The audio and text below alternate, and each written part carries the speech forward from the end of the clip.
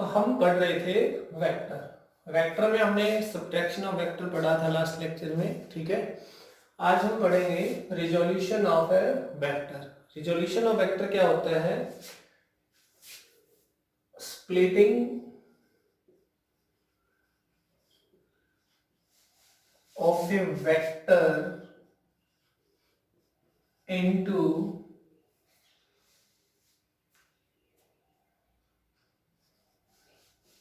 number of components,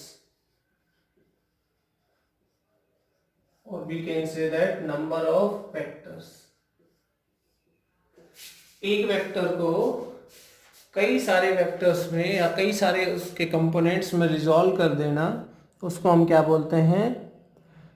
resolution बोलते हैं, ठीक है। समझिए कैसे। मान लीजिए हमारे पास एक वेक्टर है जिसको मैंने कहा आर, ठीक है। इसको मैं दो वेक्टर में रिजॉल्व कर पा रहा हूं। मान लीजिए मैंने एक कहा उसका एक कंपोनेंट वेक्टर ए है और दूसरा उसका वेक्टर बी है, ठीक है। तो याद करिए ऐसा कुछ तो हमने पढ़ा हुआ है किसमें? एडिशन ऑफ वेक्टर में। यही तो था वो, जब वेक्टर ए और वेक्टर बी को हम ऐड करेंगे तो हमें वेक्टर आर मिलेगा।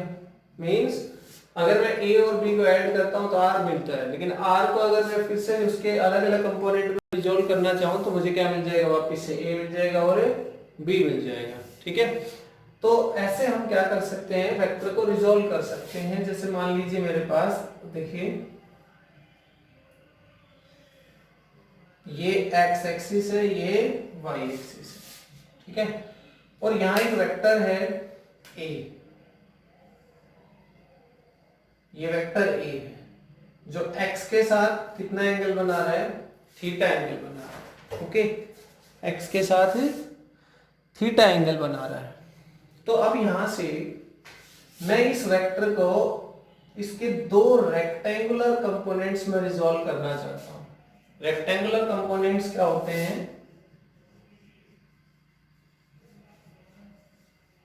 रेक्टेंगुलर कंपोनेंट्स वो क्या होते हैं? जो दो परपेंडिकुलर कंपोनेंट हो। ये देखिए, ये वाला और ये दोनों क्या हैं? ये रेक्टेंगुलर कंपोनेंट्स। मींस दो वो कंपोनेंट जो परपेंडिकुलर टू ईच अदर हो, ठीक है। तो मैंने कहा कि आर को इस ए को रिजॉल्व करते हैं भाई, ठीक है।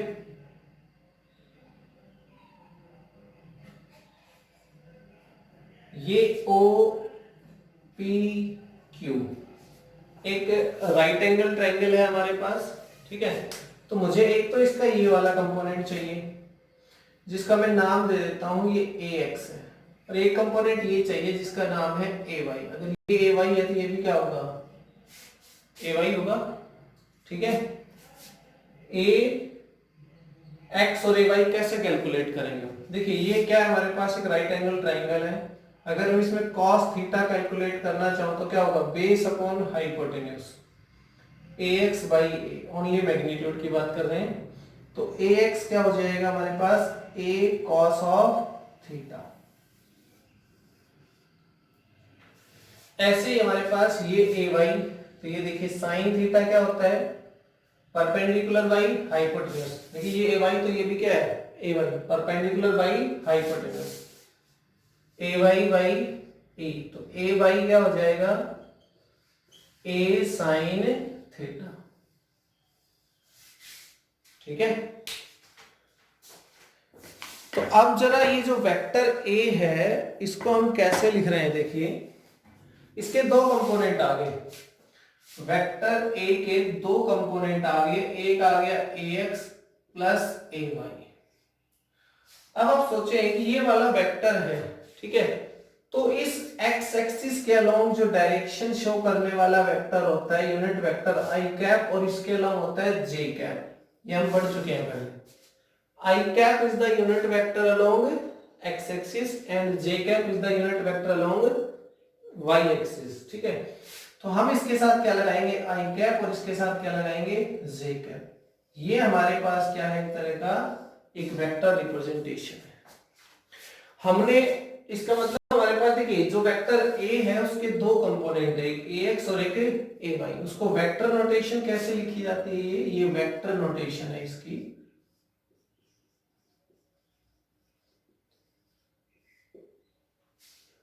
क्लियर बात। तो वेक्टर ए को हमने उसके दो रेक्टेंगुलर कंपोनेंट्स में रिजॉल्व कर लिया, जिसमें हमारे पास क्या है, एक वेक्टर ax है और एक वेक्टर ay है। ठीक है, ax किसके अलोंग है, x एक्सिस के अलोंग है, और ay किसके अलोंग है, y एक्सिस के अलोंग है। ठीक है, इसको अगर हम थर्ड अगर ये आ जाए, देखिए अगर ये कुछ इस तरह थ्री डायमेंशनली अगर आप इसको विजुअलाइज कर सको, तो ये मान लो हमारा z एक्सिस है और ये हमारा वेक्टर कहां पे हो, यहां पे, ये वाला। ठीक है, ये x में भी है, y में भी, z में, तो इसको थ्री कंपोनेंट्स में रिजॉल्व कर सकते हैं हम।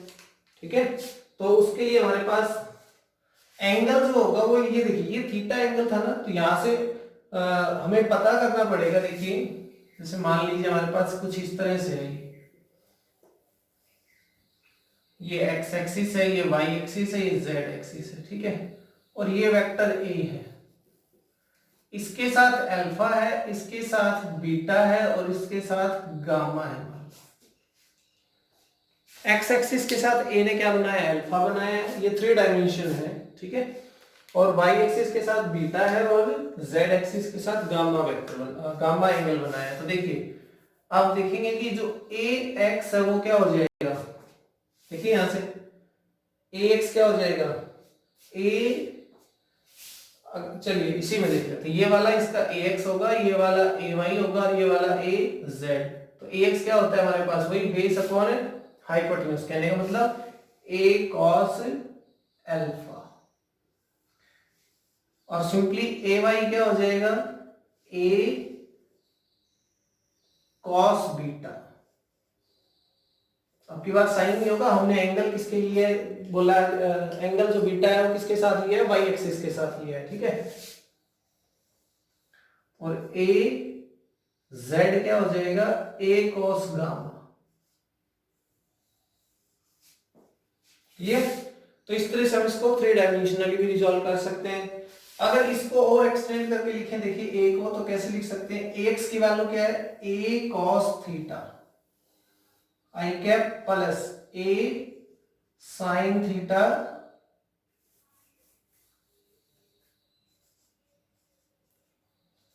a cos theta I cap plus a sin theta j cap.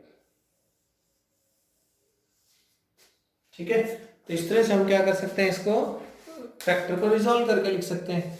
अब यहाँ पे देखिए क्या कंक्लूजन निकलता है कि जो जिसके साथ एंगल बना है उसको कोस में लिख दीजिए, कोसाइन स्टिक्स।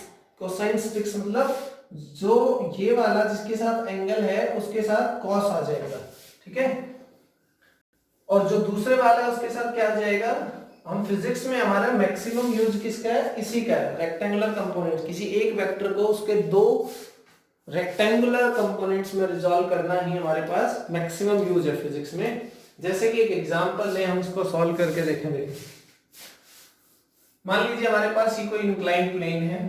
ठीक है,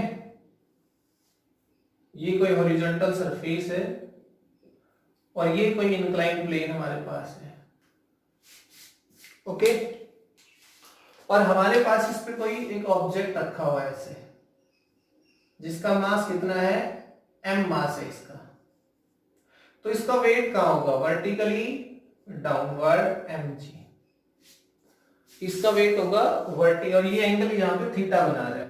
हमें पता है कि weight always acts vertically downward. Okay, अगर वेट डाउनवर्ड है तो हम इसका क्या करें, हमें जरूरत है एक इस कंपोनेंट की और एक इस कंपोनेंट की।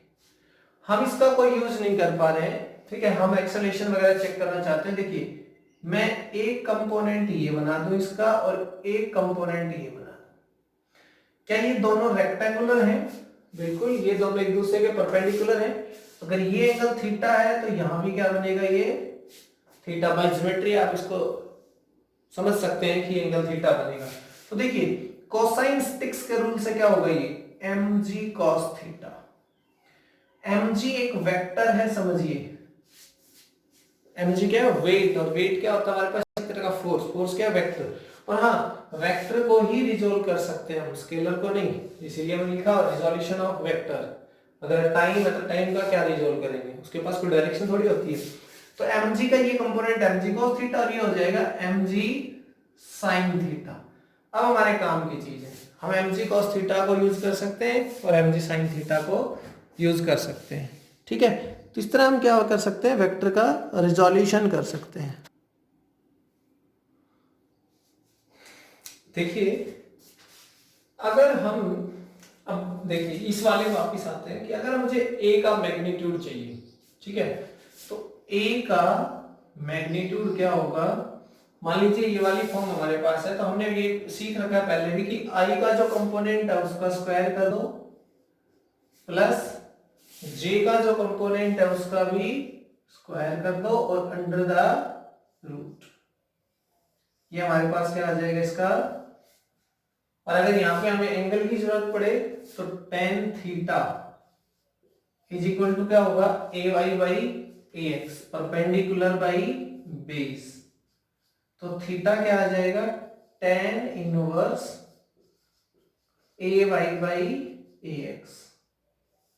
ओके, तो इस तरह से हम एंगल फाइंड आउट कर सकते हैं इसके अंदर। क्लियर। हम इसमें क्वेश्चन करके देखते हैं कि कैसे रिजोल्यूशन हम यूज कर सकते हैं, ठीक है। देखिए क्वेश्चन है, a particle is moving with velocity v is equal to 100 metre per second if one of the rectangular component of velocity is 50 metre per second. दो कंपोनेंट में से एक क्या हमारे पास 50 metre per second, find the other component of velocity and its angle with given component of velocity। देखिए कहता है कि हमारे पास कोई वेलोसिटी है 100 मीटर पर सेकेंड, मान लीजिए ये हमारे पास क्या एक वेलोसिटी 100 मीटर पर सेकेंड, ठीक है, और इसका कोई एक कंपोनेंट 50 मीटर पर सेकेंड है। तो मान लीजिए कि ये वाला कंपोनेंट इसका क्या है 50 मीटर पर सेकेंड है, ठीक है, रेक्टेंगुलर कंपोनेंट, एक ये हो जाएगा एक ये हो जाएगा। और उसने बोला है कि आपको क्या करना है कि वो वेलोसिटी का जो दूसरा कंपोनेंट है वो फाइंड आउट करना है, और इस वेलोसिटी ने गिवन कंपोनेंट के साथ क्या एंगल बनाया था, ये हमने गिवन कंपोनेंट लिया था तो ये थीटा एंगल मान लीजिए। तो मान लीजिए ये हमारे पास क्या है v, तो ये क्या हो जाएगा वी वाई, और ये क्या हो जाएगा वी एक्स, ठीक है। तो हमें पता है कि वी एक्स क्या होगा हमारे पास, v cos थीटा होगा। अभी अभी हमने किया, देखिए जो नीचे वाला ये कंपोनेंट है ना x, ये क्या हो जाएगा v cos थीटा, जिसके साथ एंगल बना है वो cos में और दूसरे वाला sin में, ठीक है। तो उसी को हम कोसाइन स्टिक्स बोल रहे थे कि जिसके साथ एंगल है उसके साथ cos में आएगा। तो Vx क्या हो जाएगा v cos थीटा, और Vy क्या हो जाएगा v sin थीटा, ठीक है। और Vx हमें गिवन है कितना 50 v cos थीटा, ठीक है। v कितना दिया हुआ है हमें, v भी गिवन है ना 100। क्लियर। तो यहां से cos थीटा क्या आ गया 52 जा 100, ठीक है। तो ये 2 इधर आके क्या होगा 1/2, तो यहां से थीटा क्या हो जाएगा, देखिए cos थीटा, cos में 1/2 कहां होता है, cos 60 1/2 होता है, cos 30 √3/2, ठीक है। cos से cos कैंसिल आउट, जो हमारा एंगल है जो उसने पूछा था कि जो गिवन कंपोनेंट ऑफ वेलोसिटी है उसके साथ वेलोसिटी का एंगल क्या होगा, तो एंगल हमने बता दिया 60 डिग्री होगा, ठीक है। अब अगर एंगल पता चल गया तो वी वाई आराम से निकल जाएगा। वी वाई क्या हो जाएगा, वी क्या है 100 है, और साइन एंगल क्या हुआ है 60, साइन 60 क्या होता है √3/2 तो 2 ये क्या आ गया 50, तो वी वाई क्या आ गया 50√3 आ गया। ठीक है, तो इस तरह से हम रिजोल्यूशन ऑफ वेक्टर का यूज करके अपनी प्रॉब्लम को सॉल्व आउट कर सकते हैं। ठीक है, नेक्स्ट क्वेश्चन देखते हैं। क्वेश्चन है an aeroplane takes off at an angle of 60 degree to the horizontal. ठीक है, तो हॉरिजॉन्टल हमारे पास ये है, मान लो ये एक्स एक्सिस हमारा, ठीक है, हॉरिजॉन्टल, और इसके साथ जो एरोप्लेन है वो टेक ऑफ करती है 200 किलोमीटर पर आवर से, ये 200 किलोमीटर पर आवर, ये इसका v है। ठीक है, और कितने डिग्री एंगल पे 60 डिग्री। तो ये इसका, देखिए हम जब ये cos थीटा और सीधा sin थीटा कर लेते हैं तो ये सिर्फ रेक्टेंगुलर कंपोनेंट है, उन्हीं के लिए है। ठीक है, अगर एंगल कुछ और हुआ इन दोनों में तो फिर वो अलग केस होता है। तो यहां से हमारे पास ये देखिए v क्या हो जाएगा, एक कंपोनेंट vx वो हो जाएगा v cos 60, ये वाला vy हो जाएगा वर्टिकल कंपोनेंट जिसको कह रहे हैं, तो v sin 60।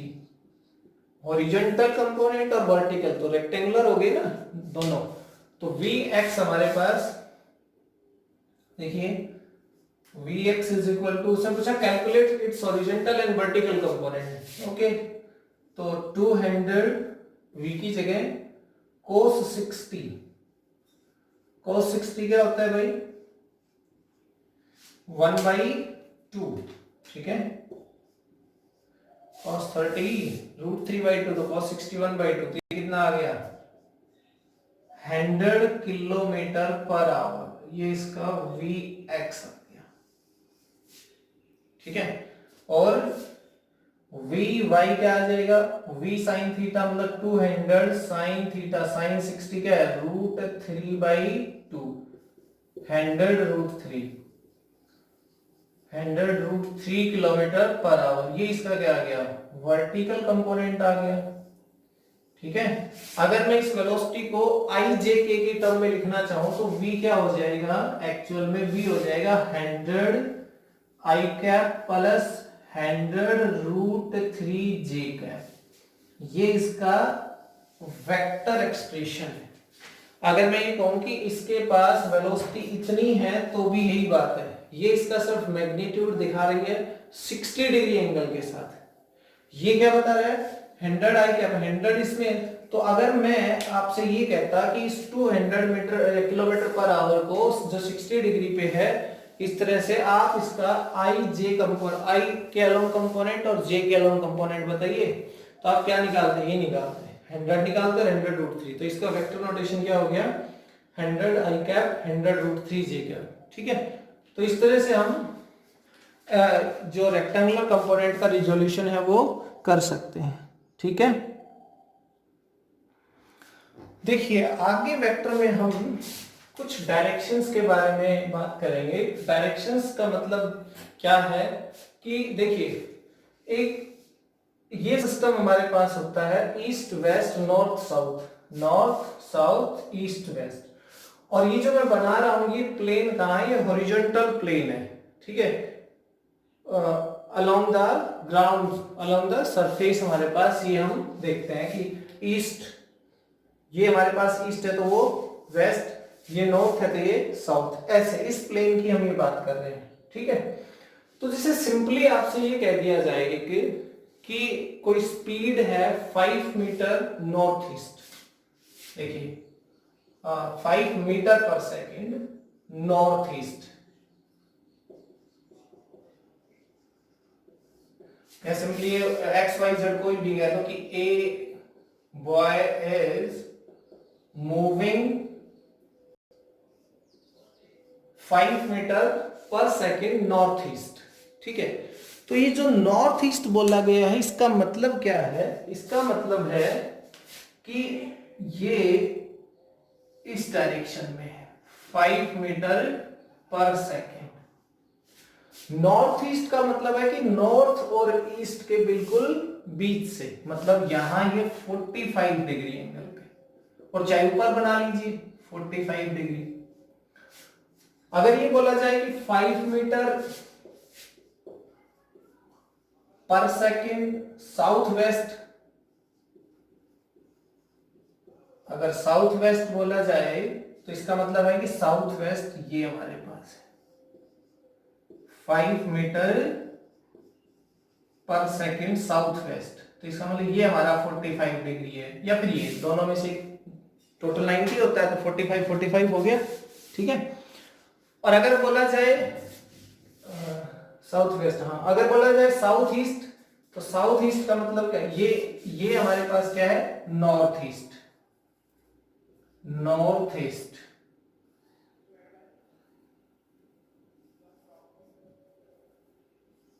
ठीक है। और इसको क्या कहेंगे, इसको बोलेंगे हम साउथ ईस्ट कहेंगे, इसको साउथ वेस्ट, ठीक है। और इसको क्या बोलेंगे, अगर ये 45 पे ये हो 5 मीटर पर सेकेंड, तो ये हो जाएगा हमारे पास साउथ ईस्ट, साउथ ईस्ट। तो जब भी हमें डायरेक्शन इस तरह से दी जाएंगी कि south east, north east, south west, north east south west, या साउथ ईस्ट या नॉर्थ वेस्ट, ठीक है, तो हमारे पास इसका मतलब है कि वो नॉर्थ हो, नॉर्थ ईस्ट है तो चाहे नॉर्थ ले लो चाहे ईस्ट ले लो, उसके साथ कितने डिग्री एंगल पे है, वो 45 डिग्री एंगल के ऊपर बात कर रहे हैं, ओके। अगर हम इसको और आगे चलते हैं, अगर एंगल 45 ना हो, कुछ अलग तरह से हो, तो देखिए उसको कैसे लिखेंगे, फिर से हम अपना ये डायरेक्शन बनाते हैं।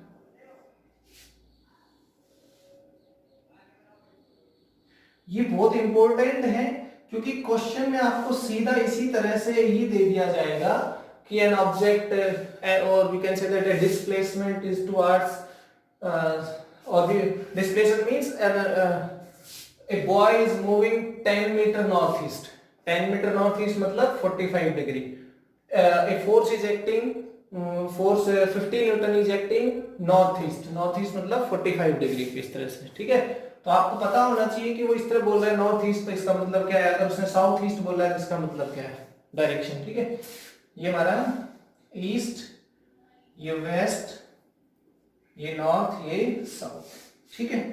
तो आपको कहा गया है कि ये आपकी जो डायरेक्शन दी गई है वो डायरेक्शन है 30 डिग्री नॉर्थ ऑफ ईस्ट। देखिए क्या बोला गया है, 30 डिग्री नॉर्थ ऑफ ईस्ट, ये हमारा ईस्ट है, ये 30 डिग्री है, इसको क्या कहेंगे, 30 डिग्री नॉर्थ ऑफ ईस्ट। ये इसका दूसरा नाम भी लिख सकते हैं 60 डिग्री ईस्ट ऑफ नॉर्थ। देखिए 30 degree east, 30 degree north of east, 30 degree किधर है, नॉर्थ की तरफ, कहां से, ईस्ट से, या फिर इसको बोलेंगे 60 डिग्री ईस्ट ऑफ नॉर्थ,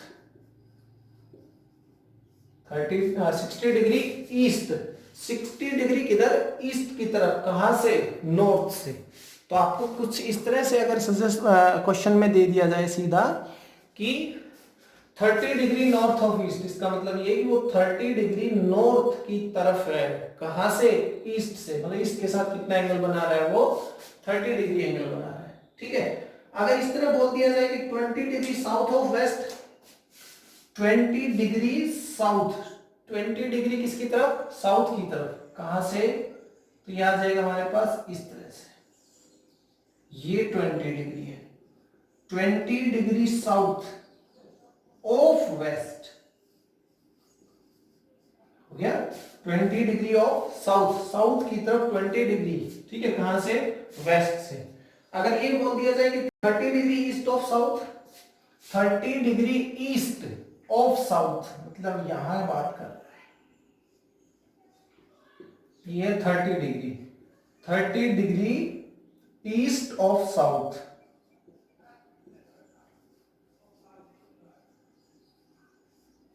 आप समझ में आई?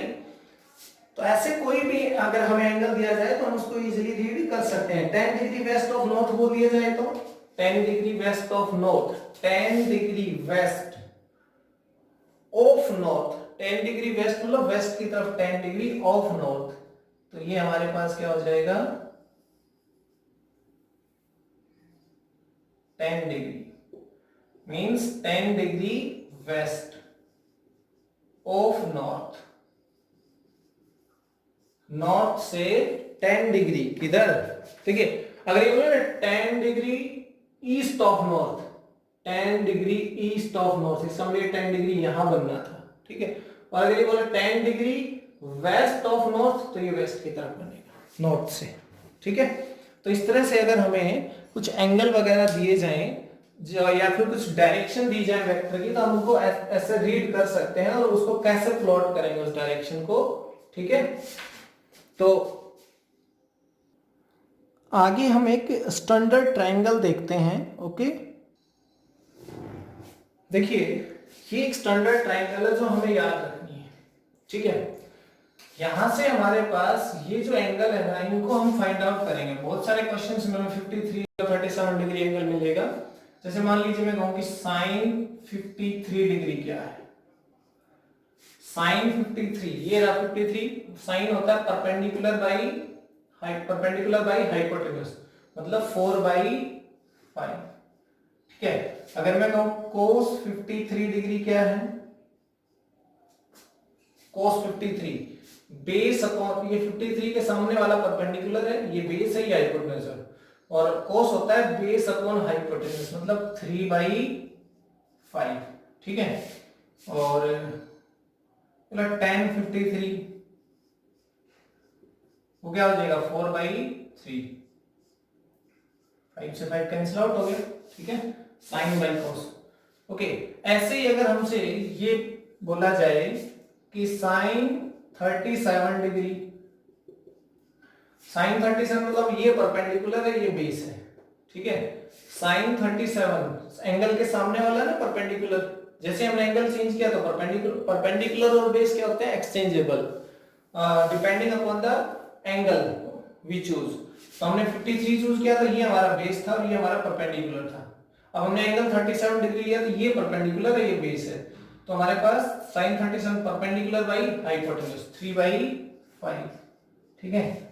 cos 37 क्या होगा बेस अपॉन हाइपोटेन्यूज मतलब 4/5, यही है ना बेस, 4/5, ठीक है। ऐसे हमारे पास क्या हो जाएगा tan 37 परपेंडिकुलर बाई बेस 3/4, ये वाला परपेंडिकुलर, ये बेस 3/4, ठीक है। तो कहने का मतलब ये है कि आपको ये ट्रायंगल याद रखनी है, 3, 4, 5, और ये ट्रायंगल आपको एक 3, 4, 5 साइड के राइट एंगल ट्रायंगल है, उसको आपको याद रखना है। इसमें स्टैंडर्ड एंगल बनते हैं, ये वाला 53, 3 और 5 के बीच 53 बनता है, 4 और 5 के बीच 37 बनता है, और ये हमारे पास क्या है 90 डिग्री। आपको ये ट्रायंगल याद रखनी है और इसकी वैल्यूज याद रख सकते हैं, तो ठीक नहीं, ट्रायंगल याद है तो आप इजीली ये फाइंड आउट कर सकते हैं जहां भी आपको जरूरत पड़ेगी, साइन 53 क्या होगा, cos 53 क्या होगा, ठीक है।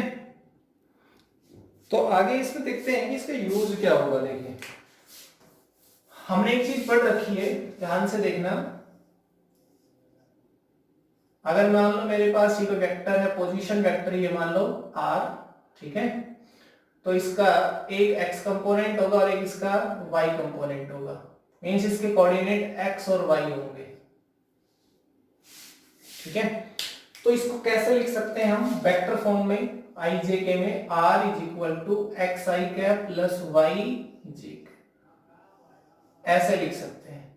और अगर ये 3 डायमेंशनल है, मतलब यहां कहीं है, तो r ये प्लेन में है ना, थोड़ा इधर हो जाए तो z में भी आ गए, अभी तो इसमें z क्या है 0, तो फिर इसको xi cap plus yj cap plus zk cap हम इसमें लिख सकते हैं, ठीक है। और इनका मैग्नीट्यूड कैसे फाइंड आउट करेंगे, वो हमें इजीली पता है कि r मैग्नीट्यूड क्या होगा X square plus Y square plus Z square under the root. अगर जेड नहीं है मतलब के कंपोनेंट नहीं है के कैप, तो ये 0 हो जाएगा, ये 2 है तो फिर x square plus Y square आ जाएगा। अगर वाई नहीं है तो हमारे पास एक्स जेड है वो आ जाएगा।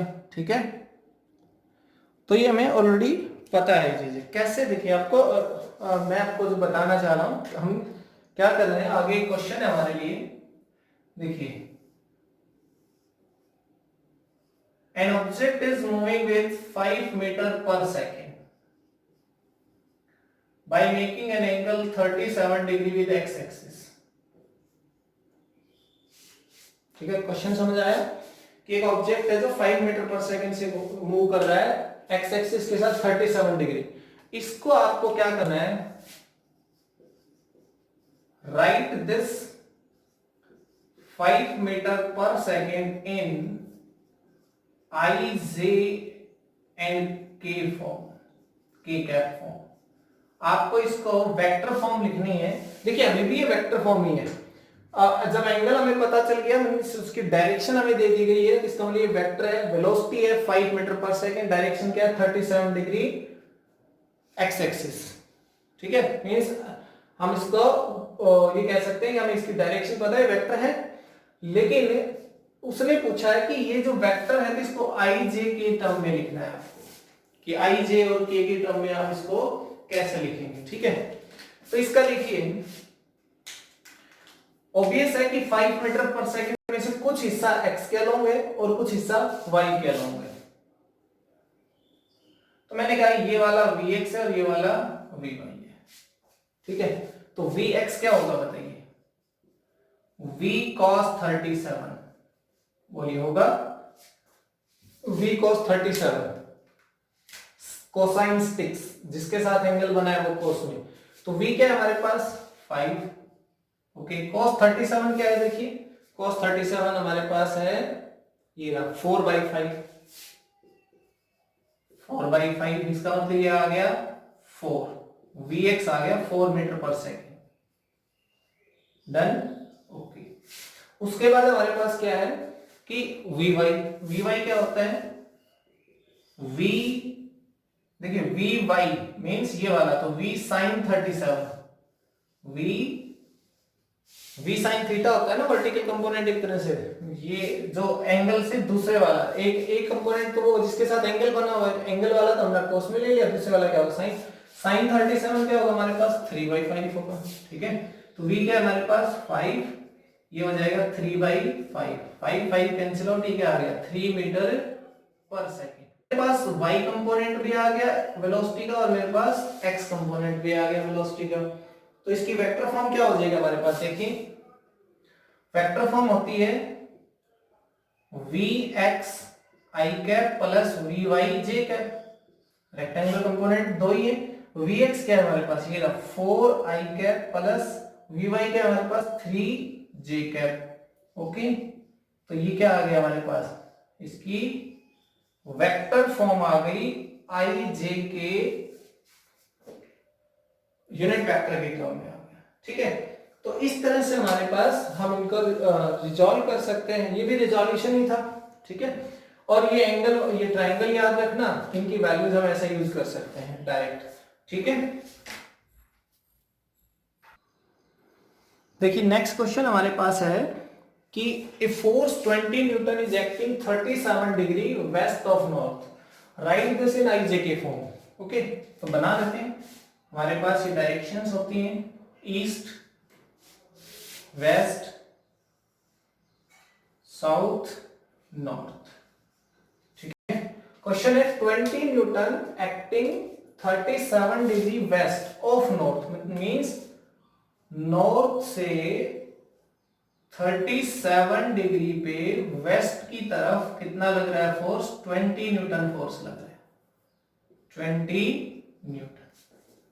ठीक है, आपको क्या करना है, इसको आई जे के फॉर्म में लिखना है। तो देखिए ये हमारे पास एक साइड इसकी, ये मान लीजिए F is equal to 20 newton है, तो ये हो जाएगा इसका, देखिए F मैं इसको x कह दूं, इसको मैं Fy कह दूं, राइट। ओके, अब जरा देखें अच्छा, अगर हम इसको ईस्ट वेस्ट नॉर्थ के हिसाब से देखें, इसके अलावा हमारे पास ये पॉजिटिव एक्स एक्सिस होता है, ये नेगेटिव एक्स एक्सिस, ये पॉजिटिव वाई एक्सिस होता है, ये नेगेटिव वाई एक्सिस, ये भी हमें जान पता है ना, ठीक है। अब जरा देखें कि एफ एक्स क्या होगा। कोसाइन स्टिक्स मतलब 20 cos 37, राइट, ये वाला कंपोनेंट cos में आएगा जिसके साथ एंगल बना हुआ है, तो 20 cos 37, 20 cos 37 क्या है, फिर से 4/5 मीन्स ये आ गया 16 न्यूटन। एफ एक्स हमारे पास क्या आ गया, देखिए 16 न्यूटन आ गया, ठीक है। अब एफ वाई देख लेते हैं।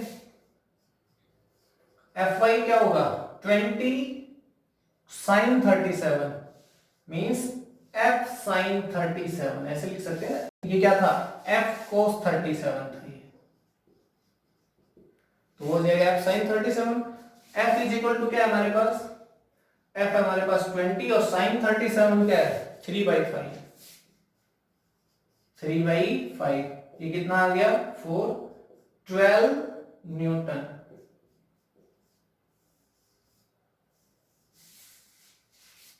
ओके, तो अब हमारे पास देखिए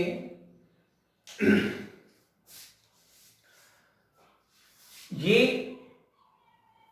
अब इसमें देखिए मैंने x इसको कहा है ना, तो ये तो देखिए पॉजिटिव, ओके, और ये जो पॉजिटिव हमारे पास है ये कौन सा है, अगर मैं इसको कहता हूं तो z क्या है, ये y एक्सिस है ना। अगर हम इसको चेंज करना, चलो इसको मैं ना x लिख देता हूं ताकि आपको कंफ्यूजन ना हो, ठीक है, ये y हो जाएगा, ये इसका x हो जाएगा। अब ठीक है ना, y x, ठीक है। तो देखिए हमारे पास x वाला ये है ना साइन वाला, अब जो x कंपोनेंट हम इसको लिखेंगे f is equal to F X I cap plus F Y J cap, बिल्कुल यही है ना वाला एक्सप्रेशन। एफ एक्स क्या है, देखिए एफ एक्स है 12 न्यूटन, बट डायरेक्शन क्या है इसकी, देखिए ये वाली डायरेक्शन आएगी इसकी, और ये तो माइनस आई कैप है, ये डायरेक्शन क्या है माइनस आई कैप, इसका मतलब -12 आई कैप प्लस ये प्लस में ही ऊपर की तरफ 16 जे कैप, ये हमारे पास इसका क्या आ गया वेक्टर एक्सप्रेशन।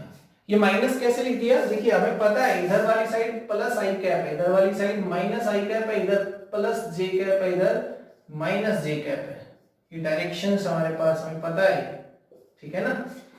तो जब हमने देखा कि हमारा जो ये एफ है इसका एक कंपोनेंट इधर आएगा और एक इधर आएगा, ये वाला पॉजिटिव में और ये वाला नेगेटिव, तो माइनस आई कैप लगाएंगे यहाँ पे, तो माइनस बाहर आ गया, तो -12 आई कैप प्लस 16 जे कैप, ठीक है। तो ये हमारे पास क्या है, कुछ रिजोल्यूशन या फिर कुछ डायरेक्शन से रिलेटेड, कैसे हम वेक्टर को रिजोल्व करते हैं, कैसे डायरेक्शन रीड करेंगे, कैसे एंगल वाली टर्म को हम आई जे के की टर्म में लिख सकते हैं, ठीक है।